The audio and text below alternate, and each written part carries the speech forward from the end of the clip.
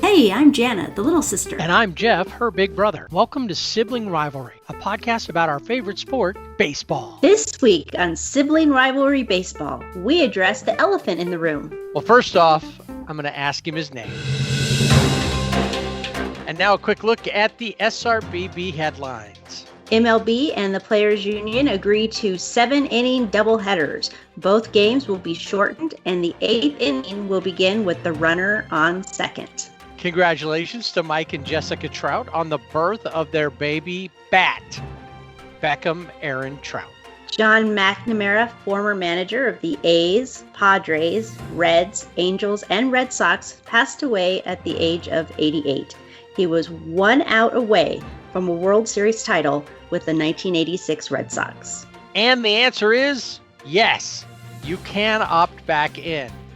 Nick Markakis of the Braves has decided to return to the team and play the 2020 season. You can find these and past week's headlines on our website, siblingrivalrybb.com. Remember to rate and subscribe wherever you listen, and tell a friend to listen to the Sibling Rivalry Baseball Podcast.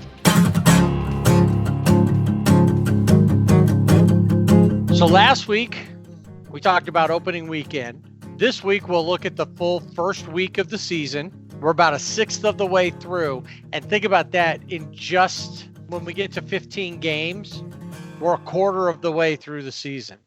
Now, not everybody is going to get to 15 games around the same time, because some teams have been able to play and they've got 10 games under their belts, or 8 or 9, but they're all kind of that because not everybody got a day off yet. Not everybody could be like the Astros, who are already having 2 days off in the season because they're the teacher's pet, the commissioner's pet, who goes and Manfreds everything up.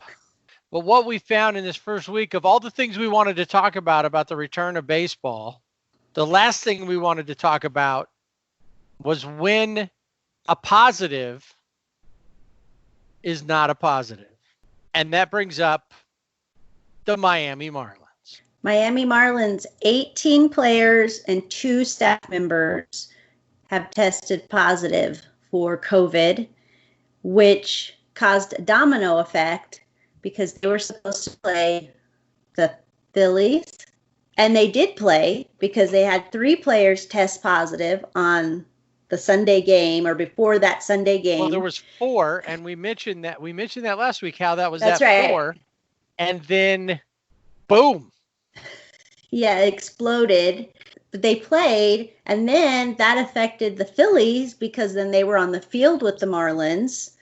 And so then you have 2 teams, and you think, well, it's just the Phillies and the Marlins, but then no, it's that domino effect because the Phillies were supposed to play The Yankees.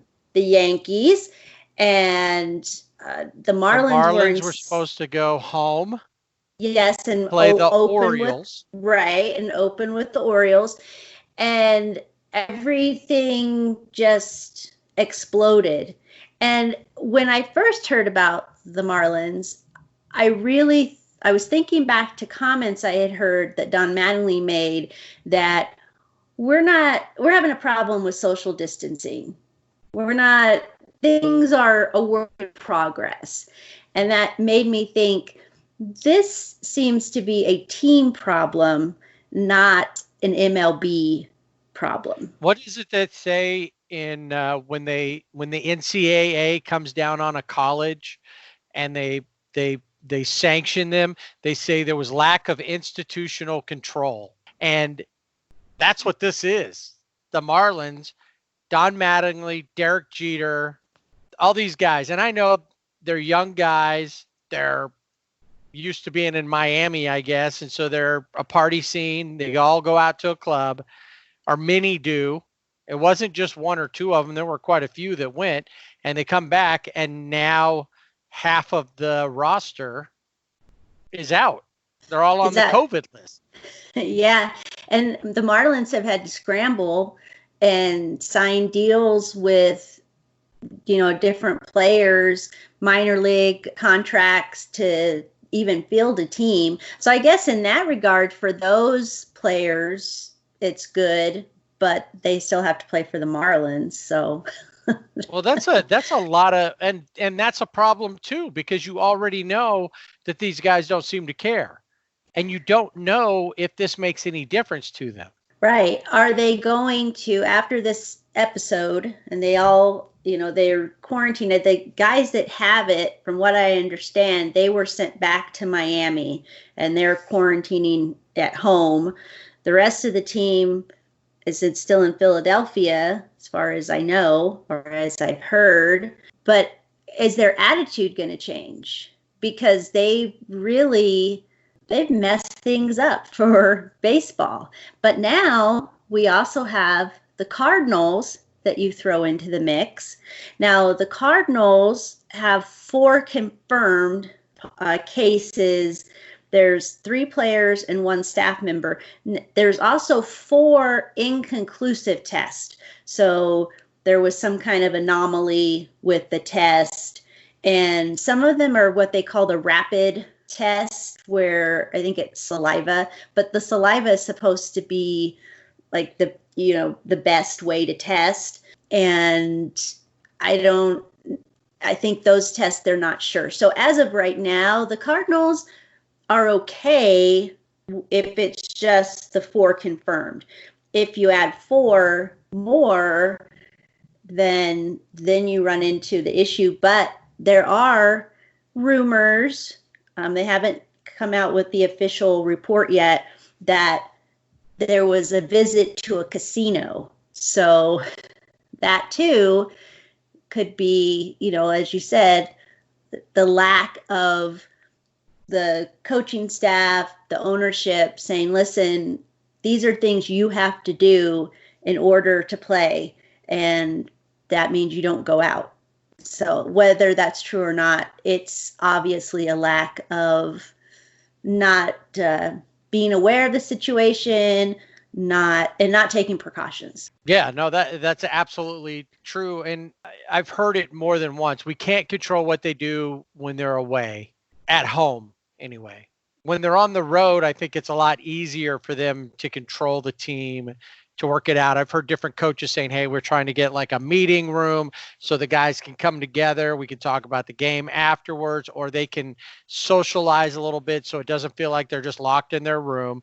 I know that you mentioned seeing, I think, the Dodgers coming off of the team playing, and everybody's got their gaming systems and things like that. So that way, once they're in the room, there's no reason. And, if you've ever played video games, you get into whatever game you like, you could sit there for hours and not realize you just passed 8 hours playing a game. That's true. Because you get too involved. Whatever it's going to do to keep them in a room, to mandate that while you're on the road, you have to have room service. You can't go anywhere. Or if they say you can go someplace, it has to be in a certain, they can't even use the gym in the hotel. So when these other players, and like anything, there's a percentage. We can't think that these players don't have the same thought process that normal citizens do. There's a percentage of the country who believes that this is serious and we have to do all the things that are being told. And there's the group who think it's a hoax. And there's the people in the middle who aren't sure where to go. But there's players that are going to think. There's Joe West, the umpire. He thinks it's all a hoax. He's out there working, doesn't care, not wearing a mask. That's on him. Maybe that's why he got hit in the head with a bat. I hope as shit the other day, yeah. It was a wake-up call. Hey, this is real. It didn't look like he woke up. Just looked like he was bleeding. But you see, you have those guys. So these guys, they don't have to believe in it, and they may not. It may not even be like the political division we're seeing over this in the country. It could just be, I'm young, I'm healthy, I'm invincible. This isn't going to get me. And without thinking, that's the one thing that people have been saying about this is, it's not about whether you'll survive it. It's about who you may give it to will survive it. And if they just don't think they're going to get it or they'll get through it, they're not thinking about who it is that they could pass it on to. Yeah, in the majority of cases right now, from stats from different states, are in that 20 to 39 age range, which fits right in there with Major League ball players. That's the bulk of the, yeah, I think It. I was looking up earlier about average age, and the league average is about 29 years old. Yeah, it's right So in there. that fits in there. I think the bigger thing, if I'm a player and I'm not worried about whether I get it or not, these guys whoever brought it into the clubhouse, which would be the full Marlins team or the few players from the Cardinals, look at the overall effect. How many games were lost? And the Nationals as a team voted to not go. The Nationals not playing a game in 8 days. Yeah. From there, they were supposed to go down to Miami. They chose not to go. And the league didn't say, well, you're forfeiting those 4 games. They're like, we're with you. Yeah. I think it's like 17 games or more that have been, I don't say lost, but they've been postponed. I'm not sure when those are going to be made up, but it's a lot. So it's, that domino effect, and the Marlins started it all. And the good news is that the Phillies have not had any players test positive. That's good, because on the field, that would be a concern. I think we'd probably see a bigger push to cancel the season if it had shown that players from one team potentially infected the other team. This shows what I think we've known, is that you're outside in the game. There's social distancing to the point that that's just how the game is set up. And there's not a lot of interaction. I have seen more and more teams wearing masks on the field. Saw a lot of players get to first base, throw a mask on. The first baseman will put theirs on or pull their mask up or whatever. So people are looking at it, even if they don't believe in it. A lot of these players are like, hey, I don't want to be the guy who does get something, passes it along, and shuts down the league. Because to me, that's a bigger thing. Yeah, you'll always be that guy. It's one thing if I get it, take it home, and give it to my family.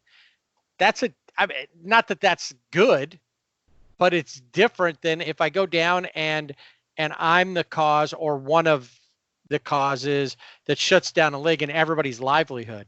There's still a lot of people, while there's still a lot of people involved in all this that aren't on the field there, all the concessions people, all those things in the stadium operations people, there are still a lot of people that are working now that weren't before, because there is a season.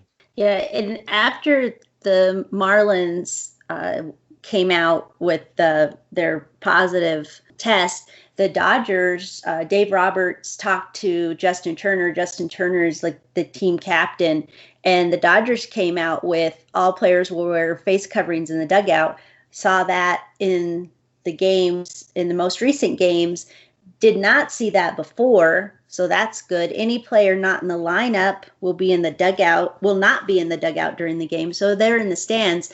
And these are actually things they were supposed to be doing anyway, and they weren't doing it. And now it's like, oh, okay, hold on, we better do these things. The other thing they put in was pitching coaches will not be in the dugout when the team is hitting, and the hitting coaches will not be in the dugout when the team is on the field. And then no high fives, no handshakes. That they've been doing, and I noticed that there was less of the contact as the weekend went along because everybody got it. We don't want, the West has been the only division so far for both the AL and NL that has not been affected by this. The East was affected the most because everybody that was playing the Marlins or the Phillies. In fact, one of the things that was kind of good to see was that while the Yankees were supposed to be in Philadelphia and the Marlins were supposed to be at home with the Orioles and the Nationals, that they actually said, we're just going to put it together and let the Yankees and the Orioles play. Let's get their series out of the way. They've got to constantly, what's the term? I hate the term, but situation is fluid. You have to just adapt with what's happening and get the games in. And that's going to be a big problem. We know that they're not going to be able to make up. Really, for the Marlins, they're almost going to have to play double headers the rest of the way. And the other thing that really got me, though, is when you look at Twitter or you watch MLB Network and you have guys like John Heyman who are like, okay, that's it. The season's over. And it's like, do you even like baseball? Do you even want baseball to continue? And then also the naysayers about the bubble, how, the bubble won't work. That would never work in Major League Baseball. But I think it could work. We've talked about it. If you have 3 divisions, then you have 3 bubbles. And within the 3 bubbles, you have 2 locations. Right. So that it could really work. Manage it a lot better. Everybody, I mean, look at it. So far, the NBA, the NHL have both started up. And as far as I know, I haven't heard anything recently, but there's nobody testing positive in the bubble. And they're really hardcore on the rules about everything, that if you leave before you come back, you have to quarantine. Baseball, the idea was good. Let's let everybody play at their home parks. In theory, it could all work well. In reality, you can't control the players if they want to go do something. And that's the problem. When they're at home, that's when it's going to be the issue. Because when they're on the road, the players can police each other and say, where are you going? Get back in your room. Or, we can only go here or here. And if we're not going here right now, go to your room. They need a hall monitor at the hotel. Exactly. Well, you know what? The players, it's like when you're in the military, you have to stand guard or whatever. Every once in a while, that's your post. Every 2 hours or every 3 hours, you go sit somewhere and you watch the hall. You're the hall monitor. You can be Bobby Brady, school police or whatever it was he was. Right. I was a junior MP when we lived at Fort Campbell. So it would be like that. And we had our own little there was something about you that I didn't really like, being an MP, huh? All right, copper. Junior. Just junior. But yeah, they could have their armband or their sash, like a beauty contest. Sash, yeah, that's good. They could do that.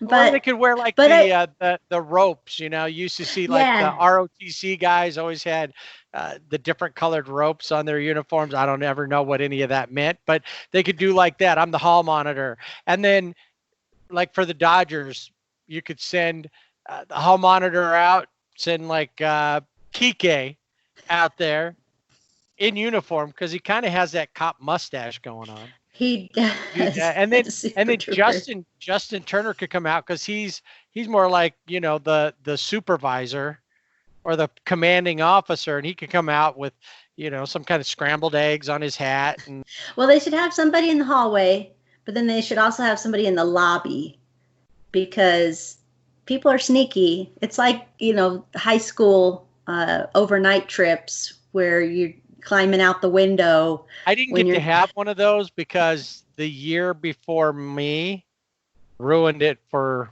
the rest of us.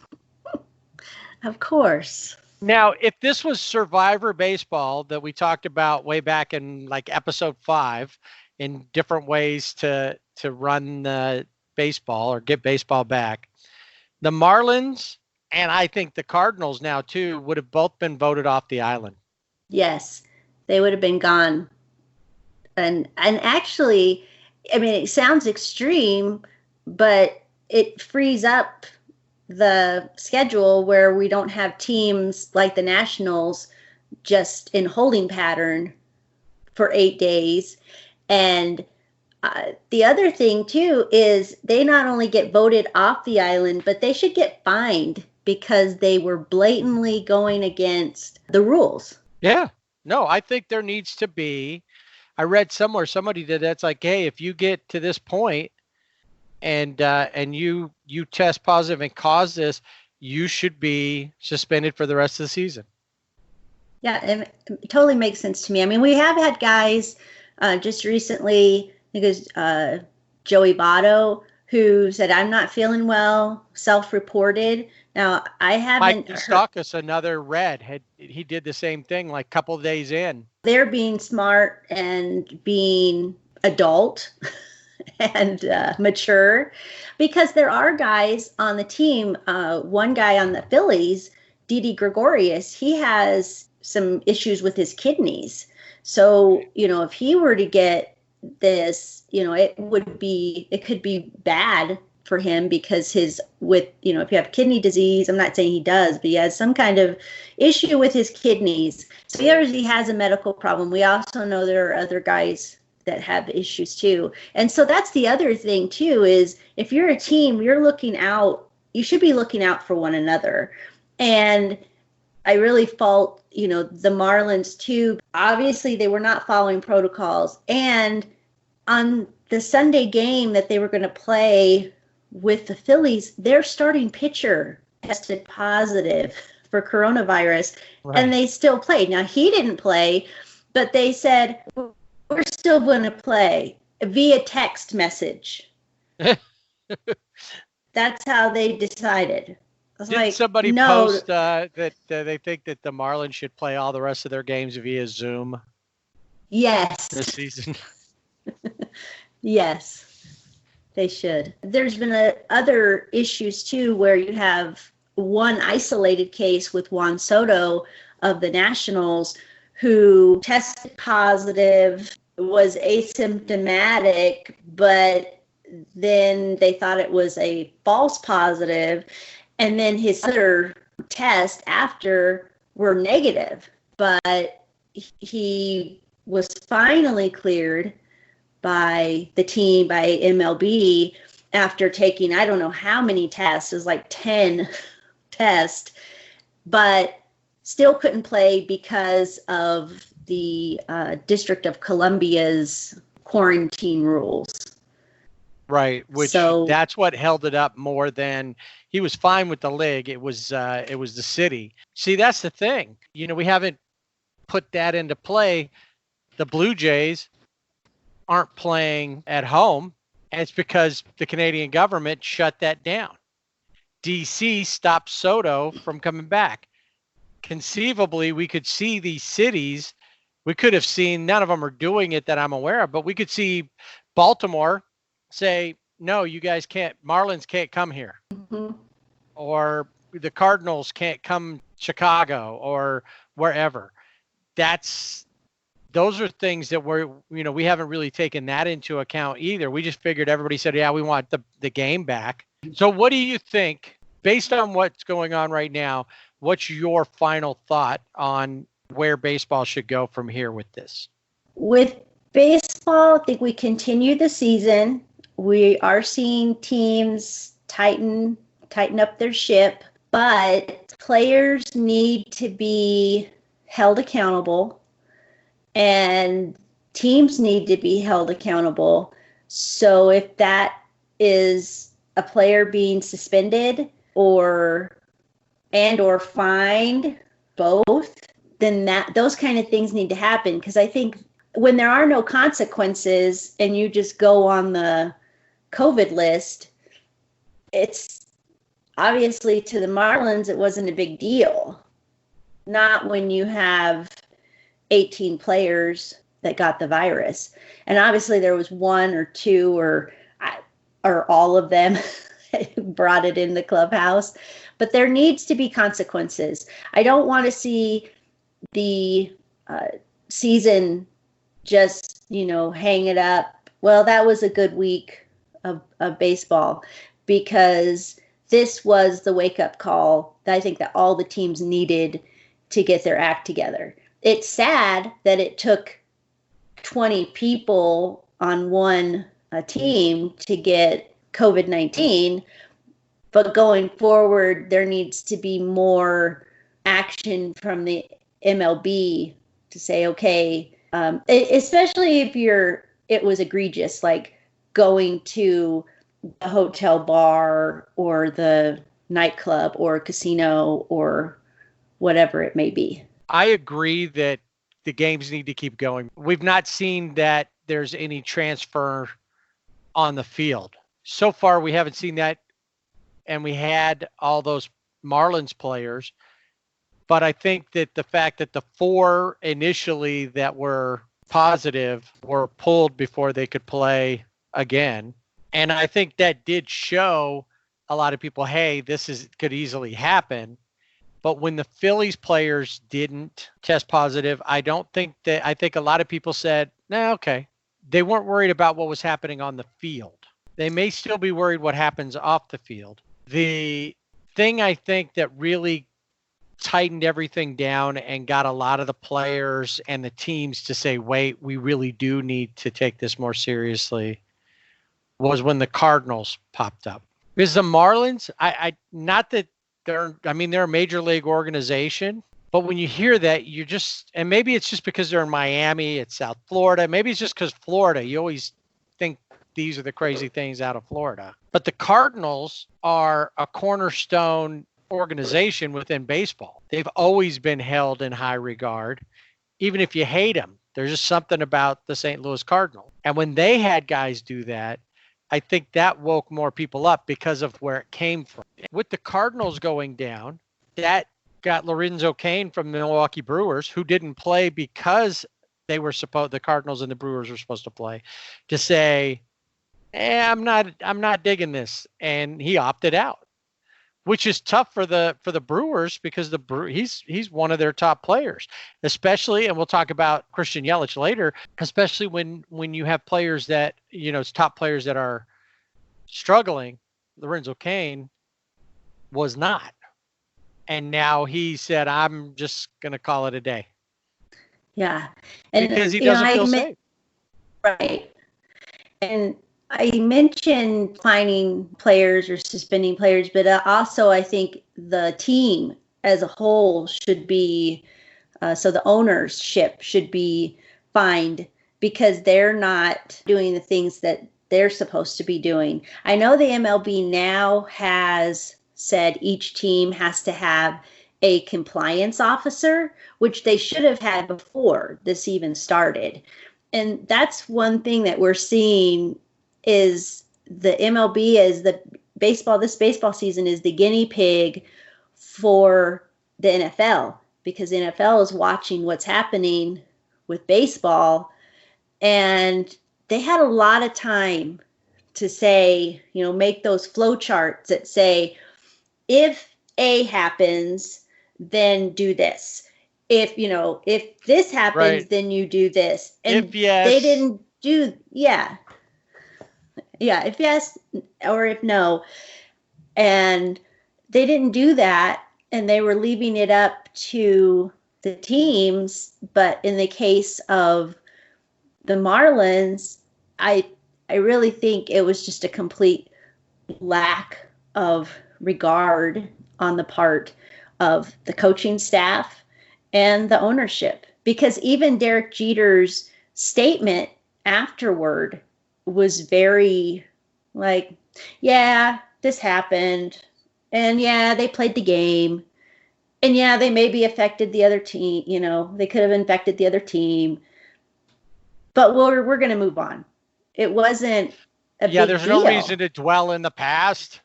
Right. Yeah. When this potentially, they could have just called it with the amount of players. Well, imagine if a player that's only exposure would have been on the field, say 2 Phillies, actually even just one. Let's say the first baseman for the Phillies tests positive, a true positive, not these false tests, but actually gets it. That right there could have shut down the league, because right there, a lot of players would have said, wait, just from the guy being on first base. Well, sometimes in the games, you're second or third, or, we saw in one game, there was a collision at the plate. Things like that happen. A lot of players would have said, sayonara, I'm out of here. Yeah. I'm not going to do this. And that would have not only affected it, but at that point, baseball would have had to say, yeah, this is a little too close If they can get it that easily, we need to reconsider this completely. And the Japanese league, if somebody tests positive on a team, they shut down the league for 2 weeks. Not just one, everything. The elephants are definitely stampeding through. This isn't just one elephant in a room. This is crazy. It's time for Dodger baseball. When we last visited the Dodger segment, we were a little unsure of where things were going. The Dodgers started off looking really good. They ended that opening weekend series not looking so good. And then they went to Houston. Yes. Houston, we do not have a problem because the Dodgers won both games. It was a 2-game series. There was a lot of hype surrounding the Dodgers going to Houston. This is the first time they had met since the dreaded 2017 World Series that ended in 7 games with the Asterics winning by cheating. And this is the first time that they've met since all of those allegations and the report has come out and since it got Manfreded all up. Yes. And there were, during spring training, there was a lot of back and forth with some of the players, Cody Bellinger being one of them, that said they stole the ring. They stole the ring from us. And then on the other hand, you had Carlos Correa, who was like, we earned this. And yeah. We didn't do anything wrong. We didn't do anything wrong. Even if we did cheat, we still beat you. So who cares? So game 1, also Walker Buehler started that game, and it did decent. It was okay. He went a little over 3 innings, 3.2 innings, had 3 hits, 2 runs, 1 walk, and 3 strikeouts. One of those hits was a home run for Carlos Correa. And he just has a face that you want to punch. You know, there's just people that you just want to punch them. Okay, when we get to the Angels, who just played the Astros as well, I have somebody to talk about that needs to get punched as well. So you're already going in, the Dodgers are already going into Houston. It's a hyped game, not only for Dodger fans, maybe for the Asterics fans. I don't know. I think they were hiding in trash cans on Twitter. The Astros fans were invested in it from the standpoint of, if the Astros win, that settles it. We were the better team. We're the better team now. So Walker Buehler comes in. He lasts a little over 3 innings. And then the bullpen comes in, does a great job. And then in the 6th inning, dun, dun, dun, dun, Joe Kelly arrives on the mound. Now, Joe Kelly was not a member of the Dodgers in 2017. He was a Red Sox. He had his own dealings with the Asterics. And Joe Kelly, we know the Kelly Fight Club. He's which we are very familiar with. I think it's more blue collar. He's really rough around the edges kind of guy. He comes from the town that our grandparents lived in almost all of your life and almost all of mine. Yeah. Joe Kelly comes in. During this time, we're watching the game. I don't really think anything about it because you know that there can't be a fight club happening because that would go against the social distancing rules. And I know that the Dodgers are a classy team, so they're going to put this, above. But Joe Kelly comes to the mound, and Alex Bregman is walked, and he does get a ball. Let's just say that there was control issues. There were Joe Kelly but he was throwing like Joe Kelly. He does, yeah, and that was the other It wasn't like thing. It was something different. The point in the game that Joe Kelly comes in, he was not in a position where it was like, hey, I'm just going to throw at somebody. Right. It made no sense to do that. Yeah. Based on the game situation. Anybody saw Joe Kelly pitch in, was it game 5 against the Nationals last year? Gave up a grand slam to Howie Kendrick. And if you've ever seen him pitch anytime, it's very rare that he has just a really smooth outing. So Alex Bregman, he went up a little bit in our book. He's still in the negative number as far as our likability, but ball goes past him, little close, too close for comfort. He had the look on his face like, all right, it happened. He was not happy with it, but he didn't let it control him. He knew what it was, and he has said in the past, right, about players' justice. Yeah, on the field. And that's one of the things he likes about baseball is because players take care of it. You don't need anybody else to settle it. The players settle it. So he took his base. The next guy, the punching bag, Carlos Correa, comes up, and he strikes out. Now, there was a ball. It was not at his head, although there were a lot of people who apparently are in that understand and know Joe Kelly's mind so well that they knew he was throwing at their heads, and he wasn't. It's Joe Kelly. I mean, he broke a window at his house 2 days before his twins were born. He didn't do that on. He didn't do that on accident. That's part of his routine. Just like in the movie Bull Durham, Ebby Calvin LaLoosh finally is pitching like they know he can. And Crash Davis, the catcher, comes out and says, throw the next one at the Bull, who's the mascot, right?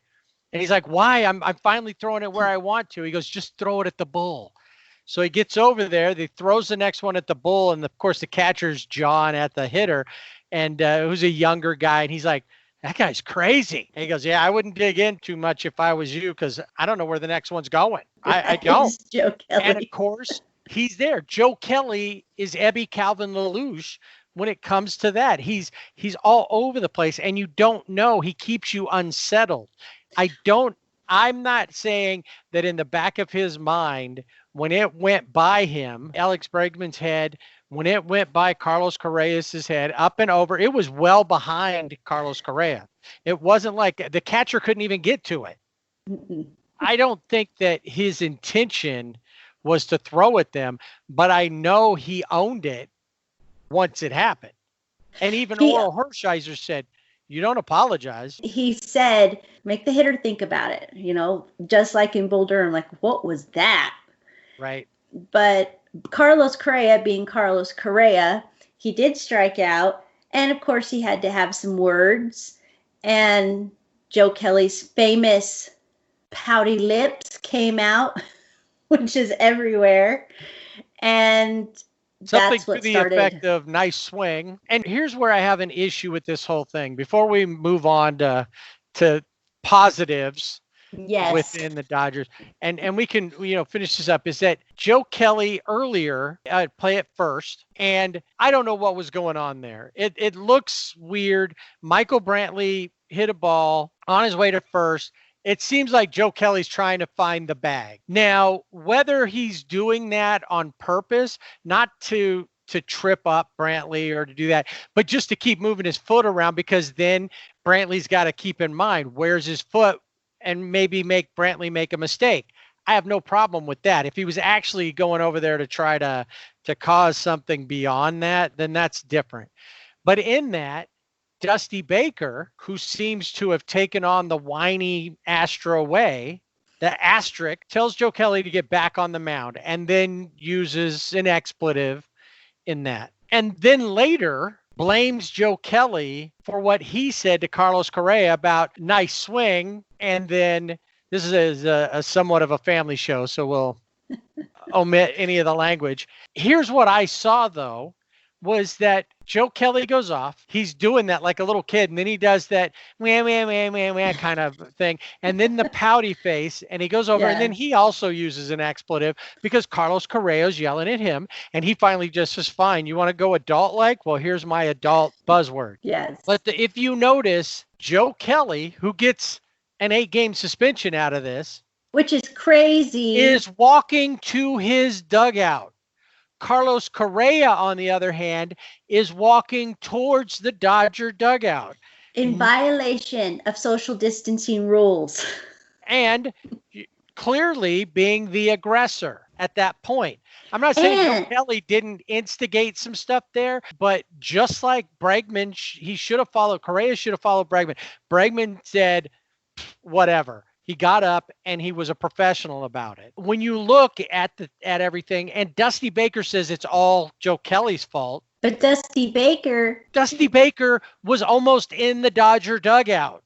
Yes, and he didn't stop his team from coming from their dugout all the way over to the Dodger dugout. The only reason the Dodgers were out of their dugout was because they were going to protect their guy, Joe Kelly. That's right. And anybody else. But they did all stop short of having a brawl and all of that. But Dusty Baker's all the way over there. His whole team is all the way across the field. They're all on the third base side. They're on the wrong side of home plate. Yep. And Dave Roberts said, fine, I'll take my 1-game suspension. I didn't control my team. So he takes that. The Dodger players, nobody else got that, but they were all standing there, but they were right at their dugout. And Joe Kelly was heading to the dugout. He gets 8 games because he pouted at somebody. And once again, the Astros almighty protector, Mother Manfred, Manfreded him again. Manfred's the new word instead of what Joe Kelly said. He just Manfred you. You know, it just something because it's just ridiculous how that played out. Yeah, and as you said, Dave Roberts was suspended 1 game. He served his suspension. Joe Kelly 8 games, which is like the equivalent of 22 games if it was a full season, which is unheard of. Carlos Correa gets nothing, and Dusty Baker gets fined, even though he obviously did not control his team. And in the middle of all this is the elephant that is the Asterisk still are considered the World Series champions for 2017. They got fined, I think, the team like $5 million, but the players weren't hurt in any way. Apparently, the players are still under the protection. They have to be. So Joe Kelly did appeal, has appealed the suspension. Haven't heard anything about that. He did pitch in Arizona when the Dodgers went to Arizona. But the whole thing, it's ridiculous. And that became not just a Dodger Asterisk feud. Now they cheated, and it's evident because if you look at their batting average in the 2 games, this is the Asterisk, 2 games before in 2017, their batting average against the Dodgers was 267. In the 2 games, their batting average was 158.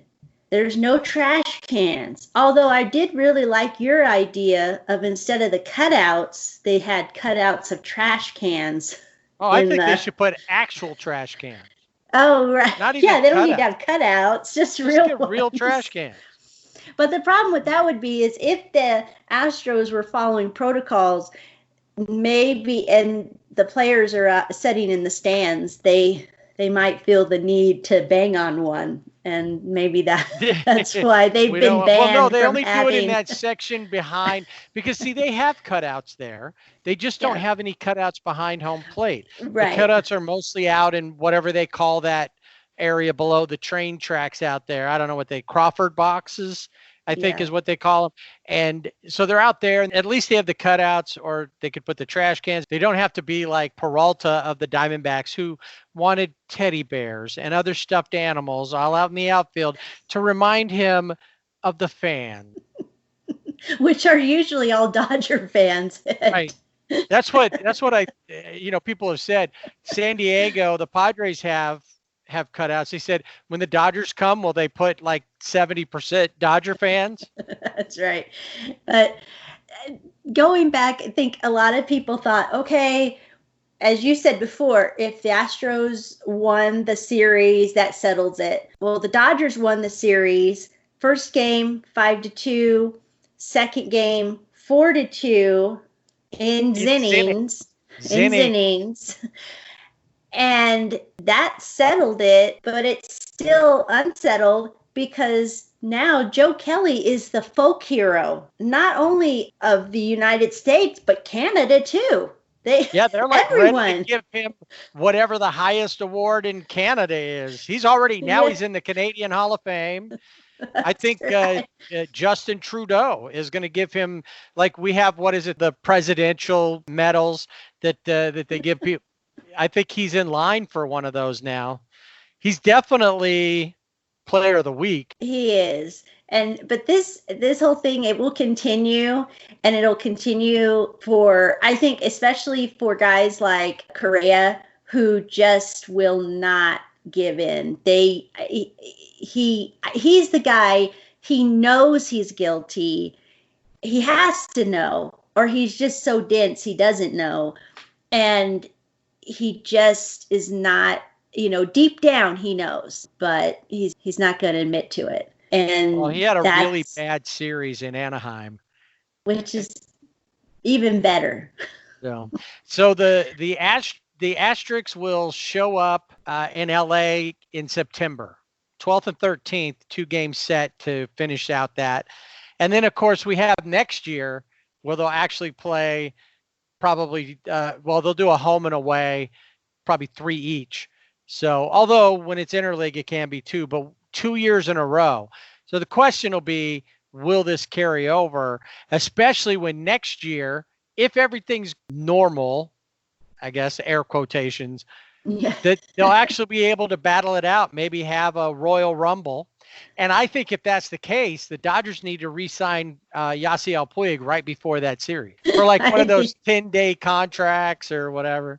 Just for that. Definitely. That. But we need to free Joe Kelly. That is... I don't, even if they're going to give him a suspension, number one, Carlos Correa needs one as well, which we know is not going to happen because he has immunity, apparently, from everything forever when it comes to baseball. But even if they give it to him, 8 games, that is a big, he didn't hit him. Yeah. I don't think he threw at their heads.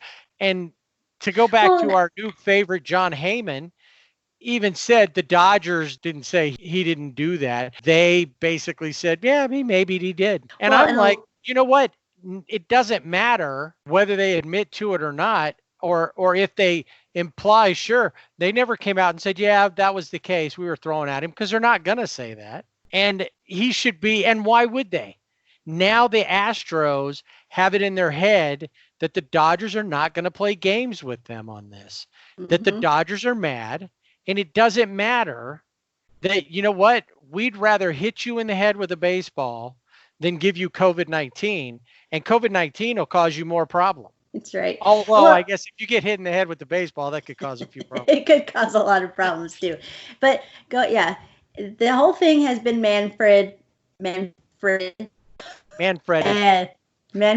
yes, because it's been called, the World Series trophy. It's just a piece of metal. So we know which side he is on, and he continues to Manfred everything up. I like that. I'm going to keep using that. But Corey Seager has not had anything. Manfred has been away. So hopefully he continues this season without being Manfreded up, because he is 361 batting average, 3 home runs. He's 13 for 36. He has 6 RBIs. He is true MVP every time he comes up to the plate, playing hard, looks really good. Was out the 2018 season with 2 surgeries, hip and on his shoulder, his arm. And he's just looking, Yeah, exact. Tommy John surgery. So he's just looking really good. Now, he didn't play on Sunday because he had been hit in the calf by a foul ball on Friday night's game. He did play Saturday, but he left after 6 innings with a cramp. Dave Roberts said he thought it was probably dehydration. So he's day to day, but I don't expect him to be out of the lineup for much longer. But he is a real bright spot in the Dodger lineup. AJ Pollock.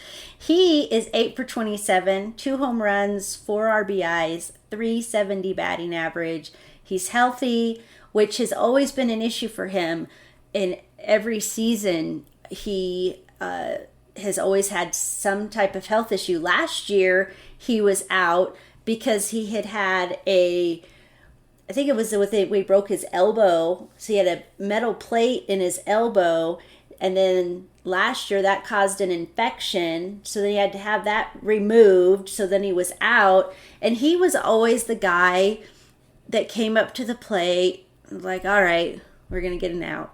Well, and we talked about it last week where he got that double and then nothing happened. It's like, well, normally he gets an out and then they rally around him. He's just the one out or the second out in the inning, and the rest of the team picks it up. That's not been the case since that double. Yeah, he just looks really good and he's happy. Played center field on Saturday's game, but he's usually in left field, but he's doing it all. So I'm glad to see AJ Pollock in a good spot, and I hope it continues. Now, Cody Bellinger, I'm not sure what's going on, but he was out of the lineup on Saturday's game, which was a good move on Dave Roberts' part. He just needed to be out of the lineup. He was MVP last year.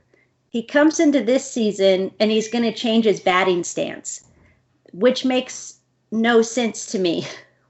If you have something that's working, why change it? All right. So yesterday I'm watching one of the shows on MLB, and Mark DeRosa talks specifically about Cody Bellinger and answered the question. I didn't go back and look at the whole season and breakdowns, but Cody Bellinger's season was made in his first 107 games where he was on top of everything. Everything was above average.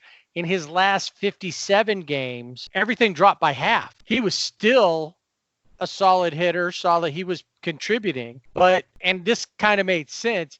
DeRosa's like, well, how do I get back to what I was doing the first 107 games versus what I did the last 57? And that pushed him to make some changes. Yeah, but the changes haven't worked because I know that's the thing is that, but see that when he first said about that, I was watching when they were playing the Diamondbacks in exhibition at the beginning of the season, and it seemed like he was doing fine. He was hitting the ball well, but then you got to think about it. He was hitting the ball fine in intra-squad games, not a big deal. Even those exhibition games, even though it was against a different team, there was a lot of things that made it more like just a practice versus an actual competitive or somewhat competitive game. Yeah. And that caused an issue. Right. Yeah. He's 9 for 40. He has a 150 batting average, and he has 1 home run, which he hit on Sunday when he was back in the lineup.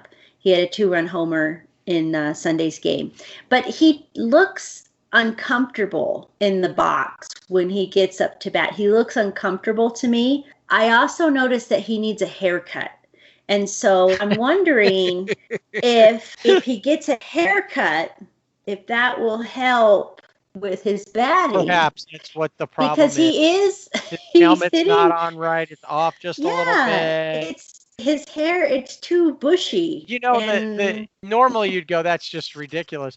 But there are little things, because we see it even in our own day-to-day jobs. If something's just off a little bit, it can throw you completely off. Yeah. I was not able to watch the series in Arizona because MLB has that blackout rule, which is so dumb because it's a 60-game season. Can you please just give the fans this one time where we can just watch whatever game we want? I think that if you do it if you live in the city or in the actual TV market where you can see the games on TV, that's fine. You watch it on your local channel. That's what it's all about. But you live between two different markets and they both cover you. So you get, and unfortunately, they're both Western Division cities who play your favorite team. Normally, well, and even this season, 20 of the games this season are against these two teams. So that's 20 games that you have to listen to Charlie Steiner do a game, which is probably better than listening to the Colorado Rockies TV. But yeah, they're kind of whiny. But I will say I did listen to the game, 5:70 a.m. MLB app, and the Dodgers lost. So I made, because I'm very big jinxes, it's just part of baseball. So I said, I'm not going to listen to the radio coverage. I will just, go about my evening and, check the score here and there. And of course, you do help, because when you send me a text with one word with the name in Mookie with exclamation points, I know something good has happened, a home run, or he nabbed somebody at third base. Or didn't I say Mookie's in the pool?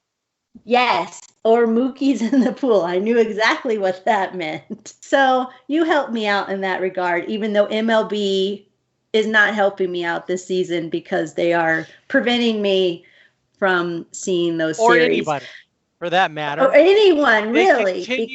They continue to be their own worst enemy on that. Yeah. We could talk about that for days as well, because it's, once again, it's all Manfreded. It is. Totally. Going with the Diamondback series, the Dodgers won that series 3-1.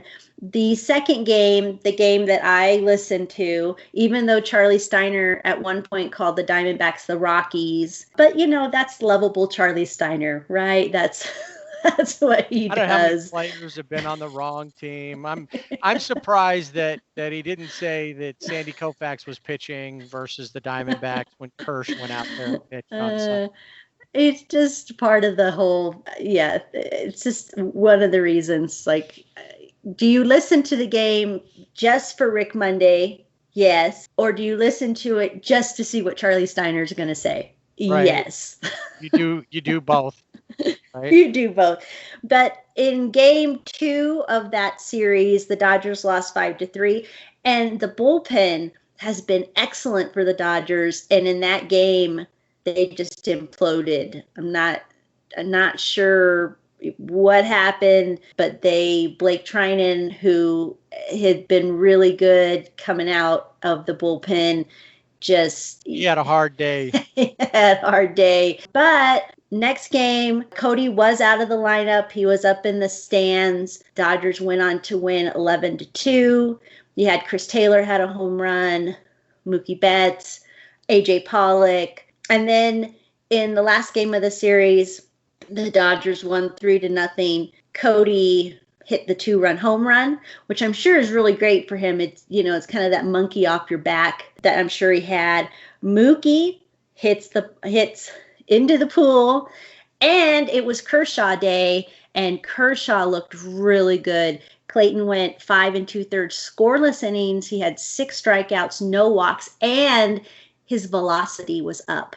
So that's good. Yeah, he looked good. It was on the same time as the Angels, so I was watching the Angels and then checking the Dodgers on my app on the phone. So I had them both going, but what I saw, he did look good. Only gave up 3 hits, so 81 pitches. I don't know if he could have gone more. Probably better that he didn't, but. Probably better he didn't, but I did see in the game highlights when Dave Roberts came out to get him, I didn't think he wanted to leave. He didn't. No, because he's probably feeling pretty good about it. So the Dodgers looked real good. They lost that one in Arizona. Next time we get together and talk about the Dodgers, we're going to talk about what they had coming up following this first week. And that is probably one of the hottest teams in baseball even though they had a tough time in Colorado. Another hot team, the Padres. Padres, yeah. And for this series, we've got Walker Buehler, Dustin May, and Ross Stripling pitching. So that will be good matchups there. Ross Stripling has a 2.92 ERA. He's 2-0, 9 strikeouts. Dustin May, 2.35, 7 strikeouts, and he's 2-0. Walker Buehler got a little beat up in Houston, but I'm looking for him to come back really strong in San Diego. He did get to summer warm-up late. He got there a week late. His showing in Houston is not indicative of Walker. So I think, yeah. And it was a different game. The game in Houston's different. If he'd have started against the Giants, it would have felt different than he did starting against Asstericks. Asstericks, yes. Eric Hosmer is on the IL right now. Yep. So will that make a difference? I don't know. I mean, ailment. He's been doing well for them, but you have to look at what's been going on. They've been scoring late in games. They're almost unstoppable. Tatis Jr. is living up to the hype. Tony Pham right now looks like one of the greatest pickups in the offensive part of the Padres team. Their average is 26 years old. You look at Tommy Pham, who's 32, Eric Hosmer's 30. Everybody else is younger than that. Tatis is in his early 20s. Manny Machado is 27. You got these guys who are playing. They're playing above. Everybody saw this coming. I just don't think that a lot of the experts saw this coming this year. Right. The bullpen of the Padres, they have a collective 5.08 ERA. That could be helpful for the Dodgers. The starters have been okay, including former Angel Garrett Richardson. He's been pitching pretty well for him. And that's going to be one of the things. I think it's like what you saw with San Francisco. Get past a starter. Same thing with Houston. Their bullpen is like 10 rookies. Yeah. Well, and I do want to say, going back to the Houston series with the Dodgers, have to give a player of the week mention. We know it's going to be Joe Kelly, but an honorable mention to Dennis Santana, who was lights out in that second game, did really well. He's a rookie coming into a situation where they were in innings, and the game where Justin Turner starts on second base, and the game still was over 4 hours. So it was that game was also Manfreded. So in that regard too. But I look for the Dodgers to go into San Diego. I think they're feeling good. They're looking good. I think it'll be a good series, and we'll see. All right, so I guess I'll be watching the Dodgers most of the season, since it looks like the Angels have opted out as a team. Wait, I'm reading that they haven't opted out. It's just terrible pitching. I don't know what's going on in Anaheim, but the hopefulness that I had last week is gone. You can't win one game per series and expect to make it to the playoffs, even in a 60-game season. Well, you do have a bright spot with Dylan Bundy. He is leading the pitching staff with a 2.84 ERA. He has 15 strikeouts. He has a .71 whip, which a whip is walks and hits per inning pitched, if you ever wondered. And so he's leading that rotation. The only thing is, though, that's what I was just going to say, is he's got good numbers, which is good for him because he struggled last year. And so to see him pitching well is good for the Angels. But we have seen where Joe Madden they're calling for his head in Anaheim. But is that who we really should be upset with? I think a little bit at this point, because of the way that he's using the bullpen, not in the whole. I believe that the Angels, if we're going to go back and look at organizationally, we can only go with what Joe Madden has to work with. The pitching, the bullpen especially, has been terrible. Dylan Bundy has come out and pitched well. Griffin Canning pitched great against the Astros. I mean, he was on top of it, and that was the game that they won. There's pieces there, but I think that the problem isn't Joe Madden yet. The problem goes up, and for everybody that's hollering about Joe Madden, there's also people hollering about Billy Epler, the GM. I maintain that the problem, which Billy Epler obviously is part of that issue, but the bigger problem comes from above, and that's Artie Moreno. Artie Moreno is one of those rich owners. He doesn't want to keep up with the Joneses. He wants to be the Joneses. While we absolutely needed Anthony Rendon, who has started off his Angel career pretty well, he got upset because of the delay. We could have had Ross Stripling in our starting rotation. And look what he's been doing there. Not to say that he would have done the same thing with the Angels, but I believe he would have. We could have had Jock Peterson, which would have been another good bat. Instead, we don't have those guys. Instead, we have Dylan Bundy, who's pitching pretty well. He had a rough start and then was able to settle down and do well. But that's one big thing, too. We continue to spot the other team. You'd play a pickup basketball game, so I'll spot you 5, and we'll play to 15. Well, the Angels have been going out and spotting every team just about some runs. Sunday, they spotted them 2, and then Albert Pujols comes up with the bases loaded, and for the first time of all the times that they've loaded the base, hits a grand slam, which puts him within 6 of tying and 7 of passing A-Rod, which is what I'm rooting for this season, and 2 home runs away from tying Willie Mays. Mm-hmm. Coming home, the first night out, they took out the Mariners 10-2. Talking about Anthony Rendon. I keep wanting to call him Tony, but nobody calls him that. So I don't want to till I meet the guy, which probably not going to happen. I don't want to call him that. But Rendon, first hit out for the Angels, home run. More impressive, he has walked 9 times. I mean, every game he's walking once or twice. He started off well. I love watching him because I've always liked to see guys on the field of any team when they're happy and smiling. When you see Francisco Lindor, you see him enjoying it. Dubon from San Francisco, just briefly away from the Angels since they played that whole weekend with the Asterics. Kyle Tucker needs to be smacked in the face with an iron skillet. There's a look on his face, and he was smiling and looking happy, and I wanted to punch him. And there's just a look on it. It's an arrogant kind of smile, and he's got that Asterisk attitude.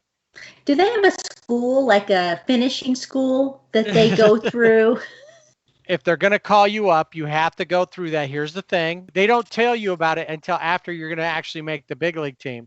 Because what if they trade you when you're still in the minors? They don't want you to take. I think that's what happened with Dusty Baker, is he signed as a manager, and then they indoctrinated him. Yeah, and then, of course, you had to look at... He's a Stepford manager. Yeah. You had to look at Carlos Correa again in Anaheim. Now, I did want to say, I don't know how many fans showed up, but there were fans in Anaheim in the parking lot with trash cans and booing. There was that. There were a few people out there banging with signs that said "Trash Stros." So good on Angels fans. There were people around to do that. It wasn't as if. It's interesting if you juxtapose the. I've always wanted to use that word. The Dodgers and the Angels Asterisk series. You can see that the Angels Asterisk was a little lower key. There wasn't the tension that you saw. I mean, it was obvious. And what I like to see in all that, Jose Altuve looks terrible. He looks really uncomfortable in the box. He's batting like 150 or something. Correa struck out 5 or 6 times. He wasn't even in the lineup one day because he's having that Cody Bellinger time where he's just going so poor, playing so poorly. Bregman was off a lot of it, and then he had his moments. The other guy that I want to see, and I'm mad about this, Yuli Gurriel only got 5-game suspension after he did that slanty eye look about Yu Darvish in the 2017 World Series. He got 5 games. Joe Kelly didn't do anything. He got 8. But Yuli Gurriel has great hair, and I can't like it. I love his hair too. It's awesome because it always stands up. It's different. It's horrible. No, I can't stand it because awesome I'm thinking, hair. do you ever look in the mirror? He obviously doesn't. It's horrible. I don't care, but I just enjoy his hair. But I can't because he plays for the Astros and he's a jerk.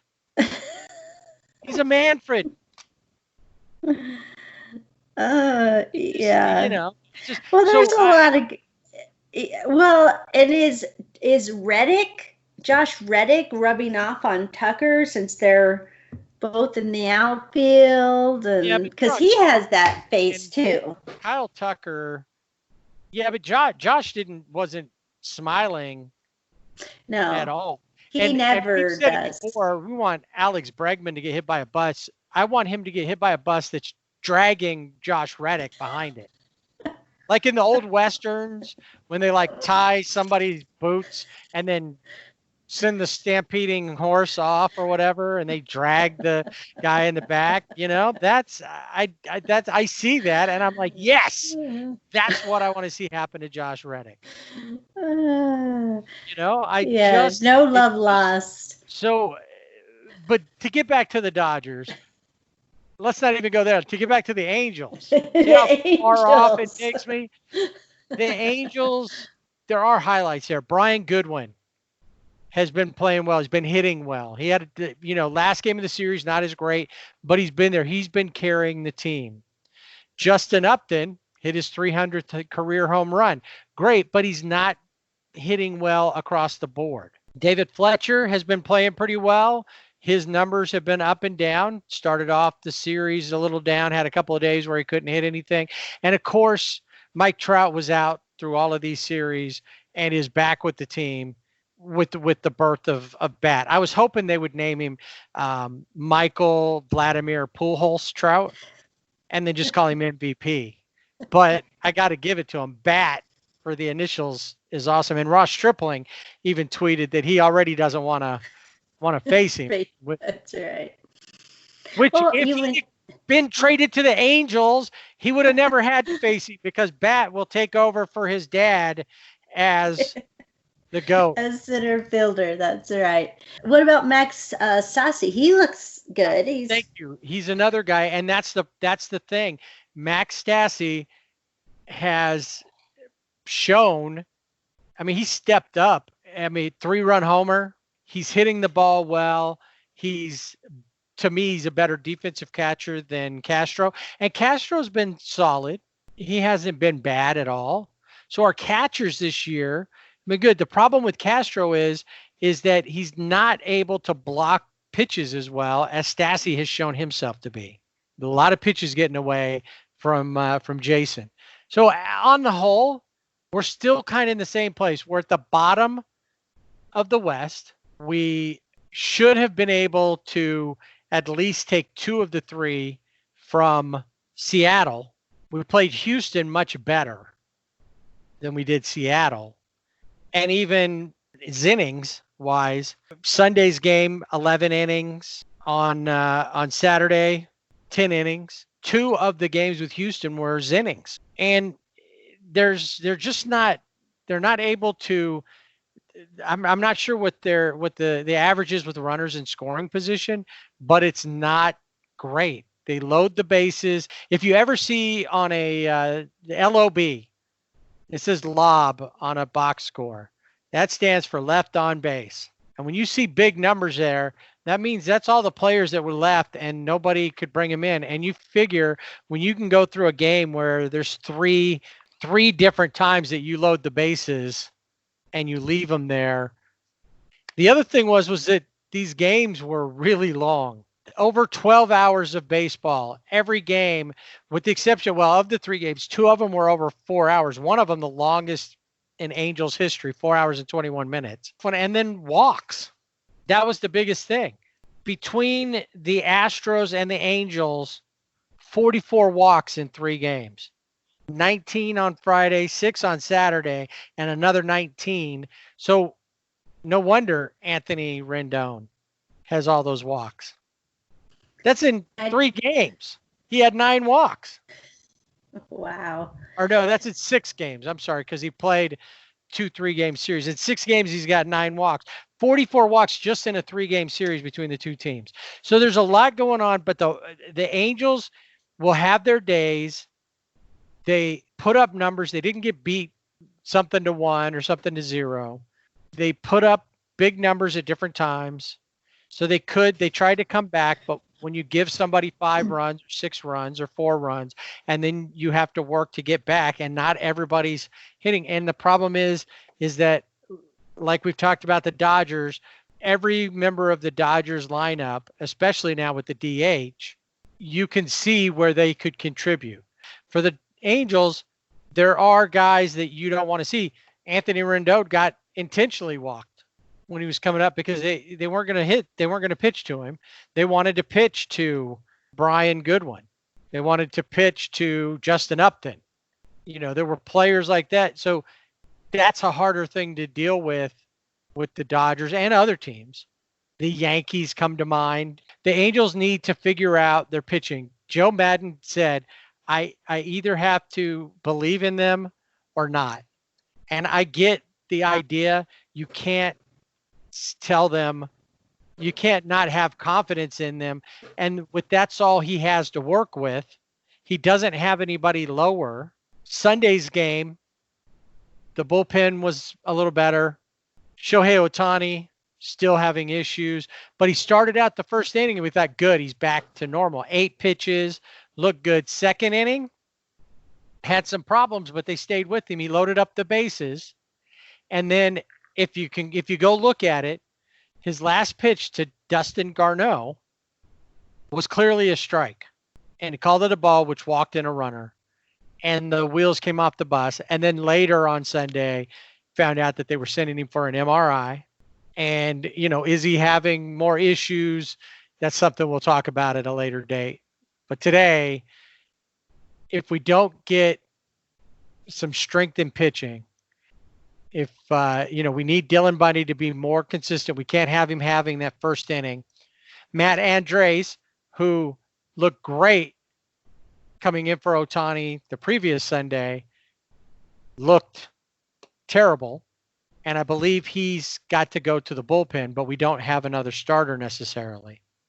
Patrick Sandoval didn't look too bad on his start, but we either need to go to a bullpen by committee, start it, you start and just do every 2 or 3 innings for one start and do Griffin Canning, Dylan Bundy. And I don't know, who knows what happens going forward, but we really only have 2 starting pitchers that have done anything consistently. Do you think the summer warm-up maybe played a factor in the showing right now with the Angels? I think across the board for every team, but especially the Angels, I think that people reported, some of them reported late. The guys who aren't having the issue, Anthony Rendon didn't matter when he showed up. He could have showed up the day before his first game. He probably would have been fine. Not everybody can do that, especially the pitchers. And I think that's what we're seeing around the league. Well, and you're missing a pitcher too, right? Has he come back, Julio? No, Julio Teheran is still out. He's still working up. He's in Long Beach. We need him to show up. We need Matt Andres to have more closer to those outings he had on that first outing on that Sunday against the A's, because this next one, he looked like Shohei on that day. They reversed roles. He came in and only lasted an inning and a third. I wonder with Shohei Ohtani, with him not having pitched for so long, and then he had surgery, and we heard reports, he's throwing, he's getting back on the mound, he looks good. If it's if it is, hopefully the MRI comes back negative, but if it is more mental, because he's never been in a situation like this. No, and I believe it is, because at bat, he started off really slow, and he hit an incredible 3-run homer on a ball that it was a Vladimir Guerrero type hit. I had to go down. It was about a foot off the ground, and if you see it, it's an incredible home run. I mean, it just shows muscle. And he had 2 home runs in there. He had a double. He started hitting, and you could see his confidence coming back. After that first inning on Sunday, his confidence seemed to coming back. But I think that his arm strength is not where it needs to be. He has to get it. He has to build that up. There's something there, and the mental part of it. As that inning went on, you could see him. You could see what was going through his brain. You could see it in his face that he was losing confidence in his pitches. So if the Angels can just keep it together and go on a run, the West is by far the least out of all of the divisions. Nobody's running away with anything yet in the West. And as of the weekend, the first week, the A's and the Astros are only 5-4. The Angels 3-7 at the end of that first 10 games. They're not out of it because nobody's playing spectacularly, and they showed that they can hang with the Astros. Yeah, and I think that's big, because like you said, none of the games against the Astros were blowouts. They lost the series, but they lost, 9-6, 6-5, and then they won 5-4. But so they were close games. So they have it in them. There's always hope for the Angels. Yeah, it doesn't matter what the score is, though. It's still an L. That's true. But and in the end, the thing is, with this year, making the playoffs is what's this all about. That's where the real season will be.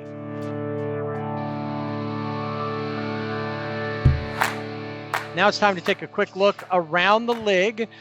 Some of the things we took note of over the opening week, over the first sixth of a season for most teams. Obviously, if you're the Marlins, you're still in the first 3 games of your season. Maybe they want to quit right there. 2-1, 667 winning percentage. I'm in the playoffs. Yeah. I think that might be part of their strategy. I really do. So let's take a look first at the Western divisions, both the NL and the AL. We talked a little bit about the Padres being the team, and up until they got to Colorado, they were crazy. What was it you were telling me about stolen bases? Did Tatis have like 8 stolen bases or something already, or 7? Or? I think it was 7. I think it was across the board, but I think he had the majority of them. Now, in the West, we have the Padres and Dodgers series coming up. Dodgers, their ERA, their pitching staff is 1.84. They have the best ERA right now in the West. And what are the Padres hitting as a team? They're hitting, well, they're averaging like 5.9 runs per game. And so that will be a really good series. But again, you don't have Eric Hosmer in there who has started off really well. So and as stolen bases, just to go back to that real quick, Tatis has 3. He does not lead the team. Tommy Pham has 5. Oh, see, I would have never guessed Tommy Pham. Tommy Pham leads the Padres with a 306 average. Grisham leads in home runs with 3. Pham has stolen bases, on base percentage, and then Grisham, Grisham is the other guy who is Trent Grisham is leading. So between Pham and Grisham, they are tearing things up as far as and really leading the Padres. Jurickson Profar, former Texas Ranger, has been doing well as well. So, Yeah, it's they are a good-looking team right now. Now, when they got to Colorado, the Rockies had been looking pretty good, but the Rockies had only really played the Rangers. That's it. And the But Rangers, while they're better than the Angels as far as their record goes, they aren't looking that good. Giants seem to have their number, as the Rangers number as well. But the Rockies are looking good. Former Dodger Matt Kemp, a couple of home runs already for the Rockies, looking pretty good. Trevor Story is leading the team with 4 home runs, 2 stolen bases, and his slugging percentage 759. His OPS is a 1.231. He also has been walked 7 times because I think other teams are noticing Trevor Story. Charlie Blackmon, he came out. He was one of the first players that was announced that he had coronavirus. This was before summer warm-up, but he's come back. He's got 7 RBIs and 12 hits. Yeah, the Rockies are looking good, but it's interesting because it's the Trevor Story. Where is Nolan Arenado? Where is Nolan? I don't know. He's still playing defensively. He's still there without much of an issue. The problem is he's not contributing beyond that. That's it. So it'll be interesting to see. The Rockies have always been a team that they always get so close and then it falls apart. Well, we're going to talk about playoffs a little bit later here.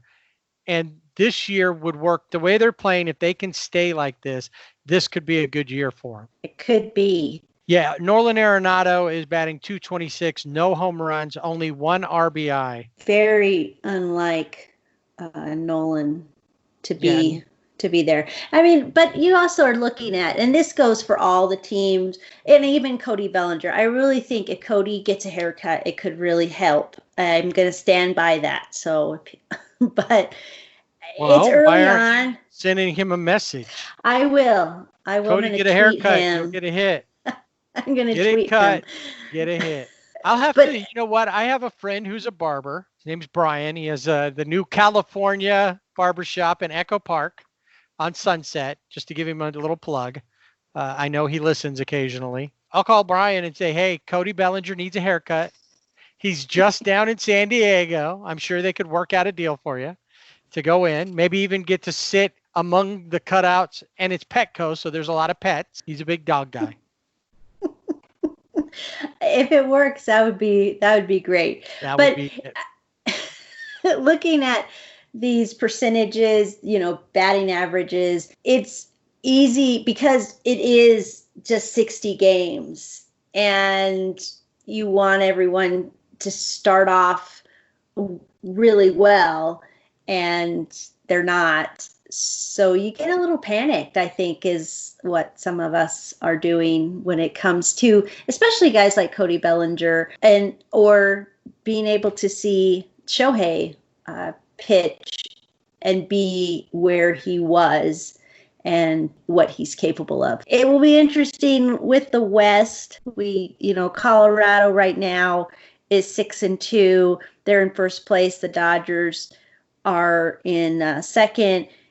Then San Diego, San Francisco, and then Arizona at 3-7. Right. As of the first week of the season. The first week of the season. I think that I didn't believe that the Diamondbacks had anything going for them when I saw them in exhibition games. I think they have a lot of problems there. They have some people there that can do something. I think they're like in a rebuild like the Giants. And bringing up the Giants, we were talking about walks in that Angels Houston series. I forgot about the last one with Rendon. Rendon's actually been walked 10 times because they walked him at the end of the game. Intentional base on balls, and he still doesn't lead major leagues. Mike Yastrzemski has been walked 11 times. Well, in this short season. David Fletcher, another Angel who's been up there. So when it comes together, I think that we're kind of seeing that the teams that we expected to be at the top, if they're not there, they're not out of it. They're not falling already to 3-7, which at this point in this season, short or not, is still, because you go 8-2 all of a sudden. And at this point, you're right back into it. You're up to around 500 in your next 10 games or a little over. So there's a lot of options. I don't want to buy into this. It's a sprint. And if you're falling apart now, because if that's the case, then the Angels fans, the Diamondback fans, other teams, when the Orioles, if the season ended today, the Orioles could be in the playoffs. That tells you that something's out of whack with the season to begin with. And the Tigers are, I think, 500. So I think in the NL West, I think we're going to see the separation. I think we're going to see the Dodgers finally rise up to the top and pretty much stay there. The Padres are going to level out, and I think we started to see that with the series about the Rockies. I think we're going to see Dodgers and then Padres, Rockies kind of back and forth, and the Giants and the Diamondbacks are going to be at the bottom there for the season. And then with the AL West, that one's a hard one to say. I think that Houston and Oakland will be at the top because they're the two strongest teams. I think the Mariners might actually end up being in third. As much as I'd like to see the Angels turn it on, I didn't feel like the Angels were going to be better than probably a 30-30 type team, maybe 28-32. That once the Astros start playing more the Rangers, they play. I mean, the Angels are a strong team. They just don't have it put together, and until the pitching comes together. I think that that's the other part with the Astros. George Springer's been off to a terrible start. Altuve. Correa's had his ups and downs. As a whole, Bregman's even was batting 2-something when he came in the series. 211. 222, maybe down to 211. When you look at it, there's a lot of these teams that just aren't playing up to what they will. But as they get back into sync, we're going to start seeing that. The A's took a beating from the Rockies during the week. That just says more about the Rockies than it does about the A's. But when the AL West, I think we'll once again see the teams that are always there go up, and the rest will be the mix between the Mariners, which is a rebuild team, and they started out pretty well at points last year, and then finally fell apart. Actually, last year they started out great; they were on top of everything. The Rangers, I think the Rangers are going to have problems because I don't think they're happy in their field, and I don't think they've even hit a home run at home yet. I don't think so either. I think next season, the walls come in, the back wall. I think they're going to bring the fences in a little bit because they're not. Trevor Story hit the first 2 home runs there, so that'll be the West is strong in the big picture, but only at the top. I don't think that with this new playoff that we're going to see. We may see 3 teams out of the West. But we're only going to see 1 and 2 out of the NL, but out of the AL, it'll just be whoever the top 2 teams are, which right now I would say Houston and Oakland. Yeah, unless something, like you said, unless something drastic happens. But yeah, the AL West out of between the East and the Central Division, those guys, they're actually all more, there's no one running away with it at this point. So any of those teams, if they did get on a good run, could really put themselves in a good position. But we'll have to see. Let's take a look at the Central, which I'm thinking about changing the Central from the Central to the K division. And I'll tell you more about that in a second. First, though, an unusual happening, unless you're in Chicago, because just last year, the White Sox did this. And the first time for the Cubs since 1997, they got a triple play. Yeah, they were playing the Reds, and Chris Bryant caught the ball on the fly, according to the ruling on the field, although replays suggest that the ball may have bounced before entering his glove, but it's not eligible for replay review. It's not review eligible. Yeah. I've watched it a few times, and one time I think, no, he caught it. Another, I'm like, no, I don't think that ball bounced. If it was reviewable, I only saw it once, It did look like, I couldn't tell, but if it was reviewable, do you think they would have overturned it? In this case, I think it wouldn't be overturned. I think they would have stayed with the ruling on the field because it was too inconclusive. Yeah, and Chris Bryant was very adamant about, I caught that ball. Things like that are exciting. You just let it play. If it was that close, and the only time that you care is if you're on the opposing team and or you're a fan of the opposing club, and then you're mad about it because you're like, no, it bounced. He couldn't have done that. That's not a triple.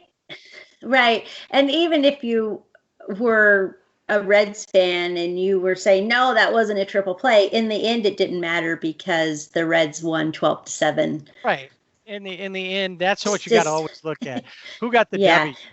But it was cool because triple plays are obviously a Chicago thing. Maybe they could put that on their Chicago, home of the triple play. Right. They could do that. Could go with a local radio station. You know how rock stations always do that, 2 for Tuesday, triple play Thursday. They could do that. Yeah. We're home of the Cubs and triple plays. Here's a 3 from Zeppelin.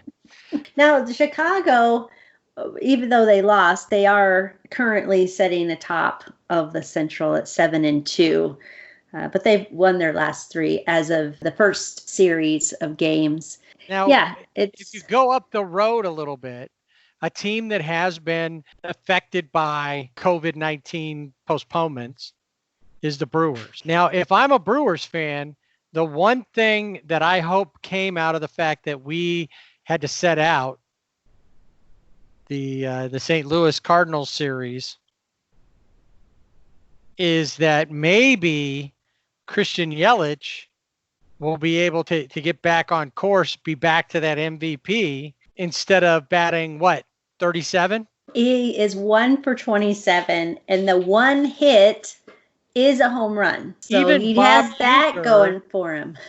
Bob Uecker's worst season, and I know this is just based on a small amount of games, and all it's going to take is for 2 or 3 hits, and it'll be back up higher. But this is shocking for MVPs, just like we talked about Cody Bellinger. When you look at Cody Bellinger's numbers, he's batting, 150. Well, that's not what you want to see. Last season, Yelly versus Belly, and they're both either not playing the game right now, they're not playing horse. Maybe they both, we know Cody needs a haircut. Maybe Christian needs a haircut. I don't know, but he is struggling. Milwaukee is still at 500 right now, but they did have those games that they didn't play with the Cardinals. So where would they be? Right. Now they'll have to do the double headers, which, just real quick, we'll talk about double headers another day about how that works. Trevor Bauer gets a complete 7-inning game. That throws me off. I hate this whole 7-inning thing, and that's a talk for another day. But it does bring up why I think they should be calling the Central the K's. Both the AL and the NL. The Reds pitchers, Trevor Bauer, Luis Castillo, Sonny Gray. Sonny Gray, 20 strikeouts on the season. Luis Castillo, 17. Trevor Bauer, 13. And these are over just a couple of starts. They have been just on fire with that. Trevor Bauer was strutting around the mound in the Conor McGregor style during that game, but also brings up the guy who's on fire, Shane Bieber of the Cleveland Indians. He is 2-0. He has a 0 ERA. 7 hits, no runs, 1 walk, 27 strikeouts. See what I'm saying? Something in the water. And it is. It has to be, because it's all Ohio. Cincinnati, 3 guys with great strikeouts. Cleveland, Shane Bieber, 27. Carlos Carrasco, 15. Clevenger and Plesac, both at 11 per.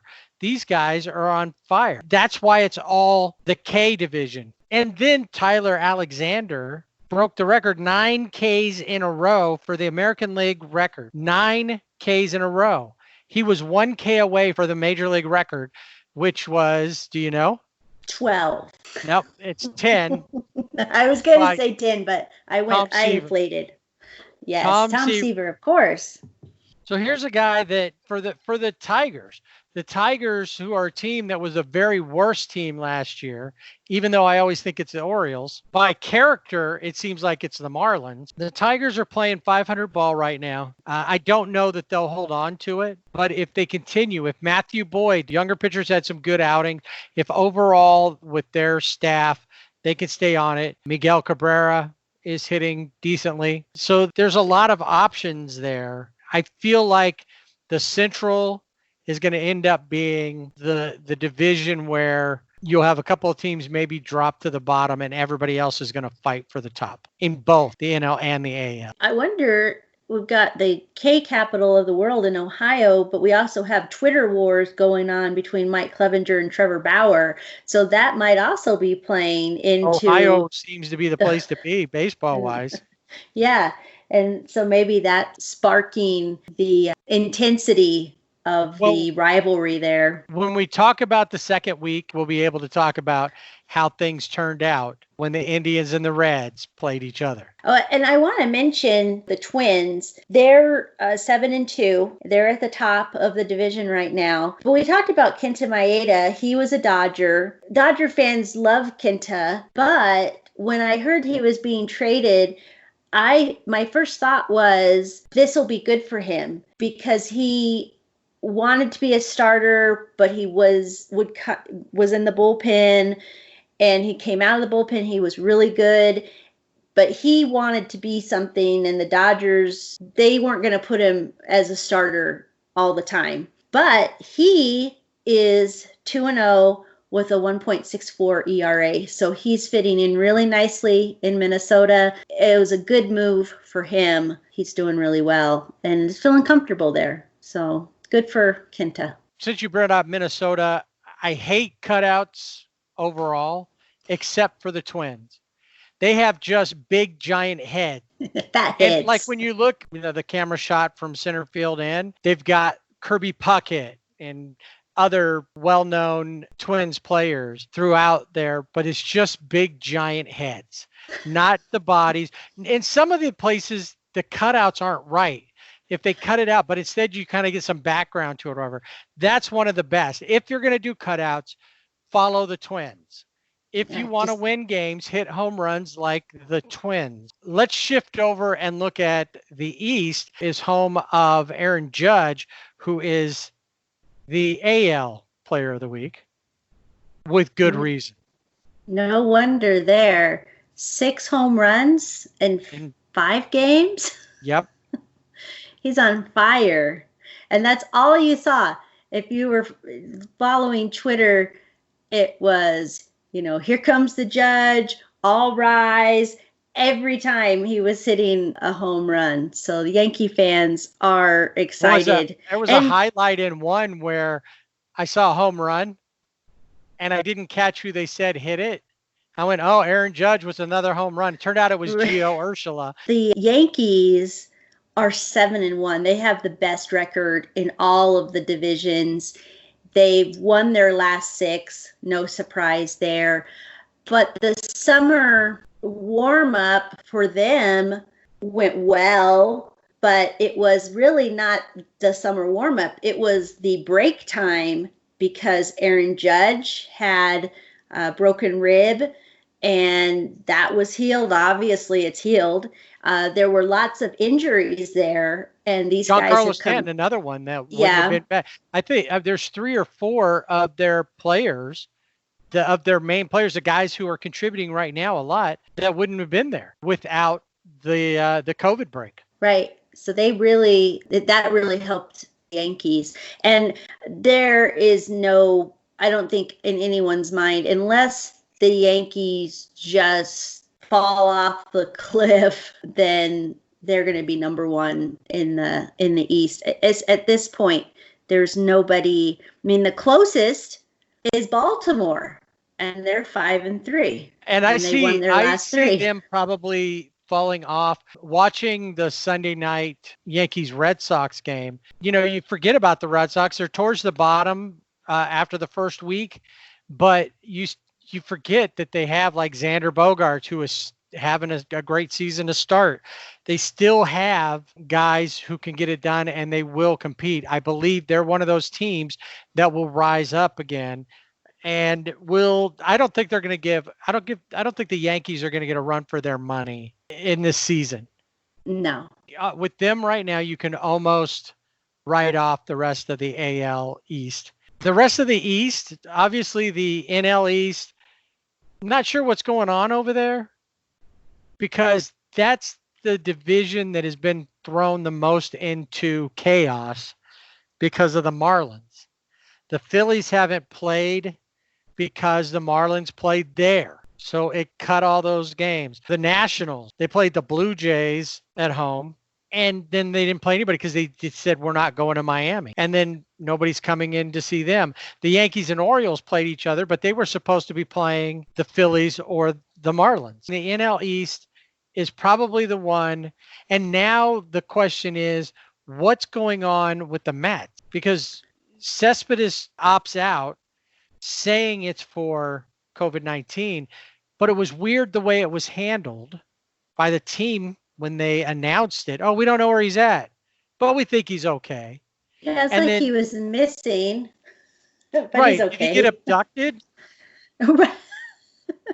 And then it comes out that he's not a gruntled employee. He's a disgruntled employee, as it sounds, because he thinks that he's being benched or not used to make sure he doesn't meet or reach the incentives in his contract. And just by being healthy on opening day, he was already going to make like a couple million more prorated than he would have if he'd have been injured. And he came out, he's the first DH home run in a National League game, but he's not been doing well overall. Still, what do you expect? 2 years of not playing. He's still getting back into it. But I believe that there's issues between him and the team. And once again, the Mets didn't handle it well. It is very strange, but I do think it's more than just COVID. Also because his agent was very involved in the whole situation. And I think, yeah. That makes me believe that they were trying to go negotiate something. Mm-hmm. I think so too. The NL East is a train wreck. We said the Central is going to be competitive, and it's going to be interesting to see how they do.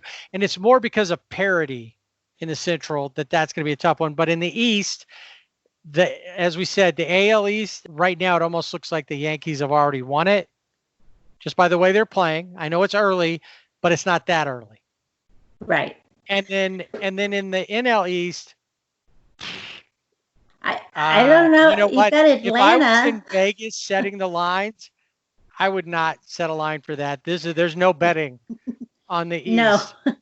Well, I mean, right now you have Atlanta 7-3, but then you have Miami, who's 2-1, which again could be part of a strategy going forward. Now, is that going to work? Dodgeball? It looks like they're going to have to forfeit. It's a bold strategy, Cotton. Let's see if it pays off for them. Yeah, exactly. And then you have Washington, Philadelphia, but Philadelphia got caught in with the Marlins. You know, the Marlins really screwed everything. And after the first week, they and the Marlins have only played 3 games.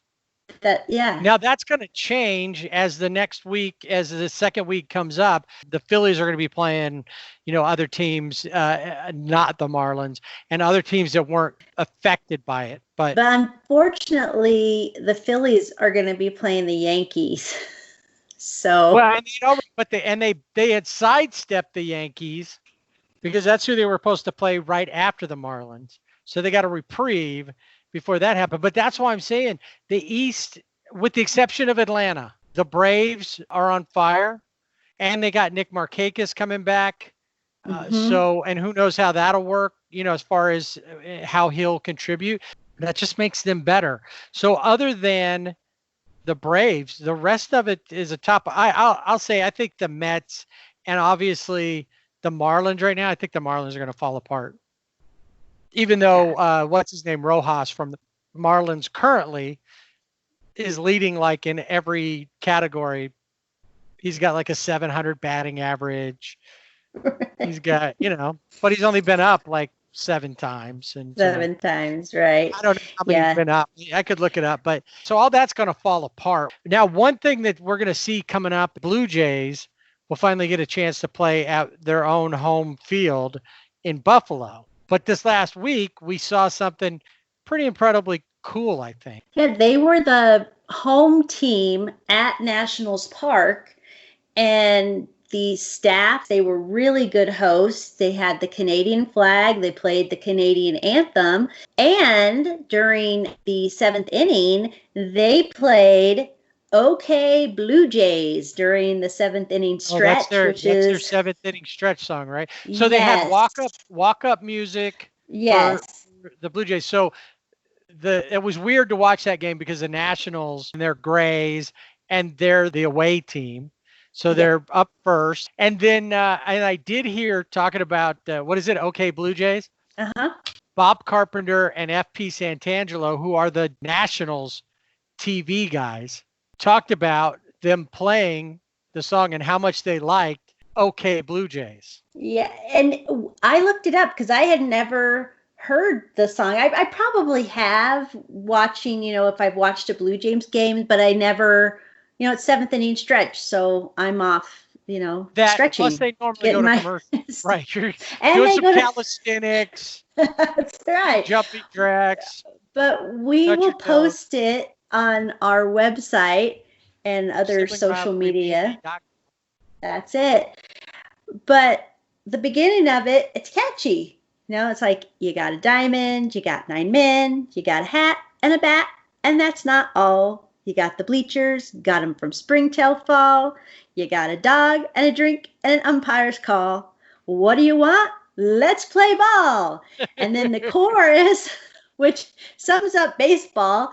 And then the chorus is, OK, Blue Jays, let's play ball. And it goes on. And it's really catchy and talks about, is that a seagull coming in to watch a game? So it kind of goes all over the place, it's worth going to listen to. It is very endearing to the Blue Jays fans. It's an older song. It's not like a new thing. No. I don't remember where I saw that it was that it came out, but it's been around for a while. There were people that said, I grew up listening to this song, and that was probably maybe in the 80s. Number one on Canadian radio. That's right. Number one with a bullet. Blue Jays. It's OK Blue Jays. So we'll post that. That's fun. And I think it was really cool. Bumping Rush and Alanis Morissette from the top 3. It's OK Blue Jay. Yeah. It's cool that the Nationals went to that extent. They could have just said, okay, you're the home team, you wear the white, and everything else would have stayed the same. But they really were good hosts, gracious hosts, and did the Blue Jays even like to tweet thanking them? They did. They said they tweeted out to the Nationals, thanks for being such a great host. So good for the Nationals. But and we all learned a new song. OK Blue Jays. We did. Now we got that. I got to put that on my. I'm gonna have to put that on Spotify or start my new playlist. Maybe that's what we should do. We should come up with one of those Spotify playlists, and that'll be on it. Plus a few other games. Did you see Jackie Robinson hit that ball? Yeah, or in Angels' case, when they were walking so much, you could play. I would walk 5,000 miles. Right. I think that's a whole playlist right there. A walking playlist. They're like Fats Domino. Instead of walking to New Orleans, they were. It's crazy. So at this point, the Blue Jays, talking about them, they're in a spot where they could really catch fire. And with the young players that they have, with Bo Bichette, and actually, good that I brought this up, Vladdy Guerrero Jr. helped Max Scherzer realize a dream. Maybe not. But when the Nationals and the Blue Jays were playing, Scherzer pitching for the Nationals struck out Vladdy Jr. Yes, because I think it's 10 years prior, When he was with the Tigers, he struck out Vladdy Guerrero Sr. So many things happening. They've got a good chance to come up. The Toronto Blue Jays do. Tampa Bay, well, but they're all going to be playing second fiddle to the Yankees, that's for sure. And that'll do it for this week's Sibling Rivalry Baseball podcast. Remember, you can find us on our website, siblingrivalrybb.com, and on Facebook and Instagram at Sibling Rivalry BB. We're also on Twitter at Sibling Rivalry BB without the A. Email us, show@siblingrivalrybb.com. We'd love to hear what you think, so subscribe and rate us wherever you listen to our podcast. Join us next week on Sibling Rivalry Baseball as we talk about the impact of Zinnies. I gotta find Josh Fields. The Angels need help. Yeah!